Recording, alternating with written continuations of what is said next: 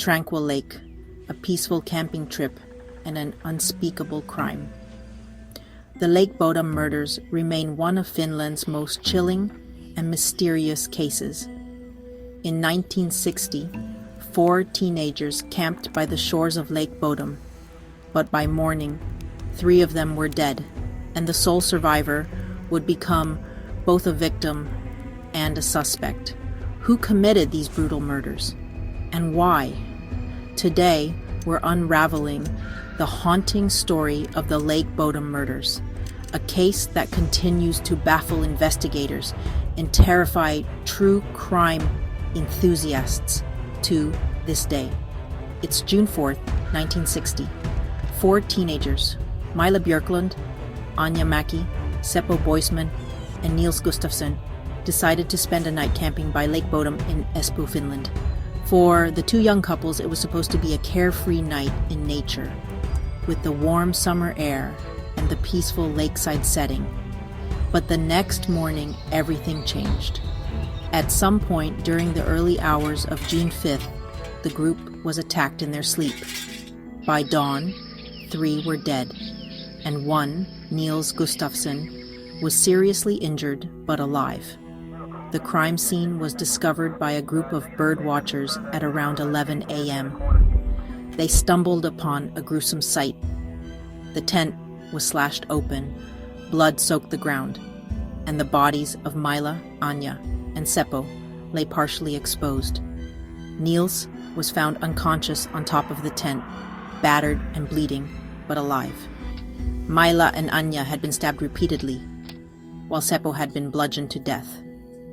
The attack was so violent that it shocked even seasoned investigators. Niels suffered multiple facial fractures but somehow survived. He would later claim to have no memory of the attack. As police arrived at the scene, mistakes were made that would haunt the case for decades. The crime scene wasn't properly secured, and curious onlookers trampled the area, potentially destroying vital evidence. Key pieces of evidence, like the murder weapons, were never recovered. This early mismanagement severely hampered the investigation, leaving detectives to rely on witness reports and circumstantial evidence. Witnesses reported seeing a blonde-haired man near the campsite on the morning of the murders, but he was never identified. Another clue was a kiosk worker who recalled seeing the teenagers the night before, but nothing unusual was noted. Over the years, several theories have emerged about what really happened at Lake Bodom. Let's break them down. One of the first suspects was a local drifter with a violent history who had been seen in the area. While he fit the profile of someone capable of such brutality, there was no evidence directly linking him to the crime. He was questioned and released.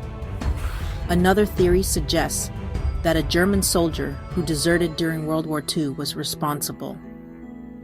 It's believed he lived in hiding in the forests near Lake Bodom. While this theory is intriguing, there's little evidence to connect him to the murders. One of the most controversial theories points to Niels Gustafsson, the sole survivor, as the perpetrator. Decades after the murders, in 2004, Finnish police reopened the case and arrested Niels. Prosecutors alleged that a fight broke out between Niels and Seppo, sparking a jealous rage in which Niels killed the others. The case against Niels relied on forensic evidence, including bloodstains that didn't match his account of the events.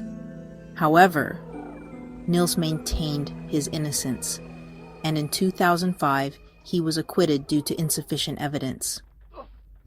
The most enduring theory is that the murders were committed by an unknown assailant, someone with no connection to the victims.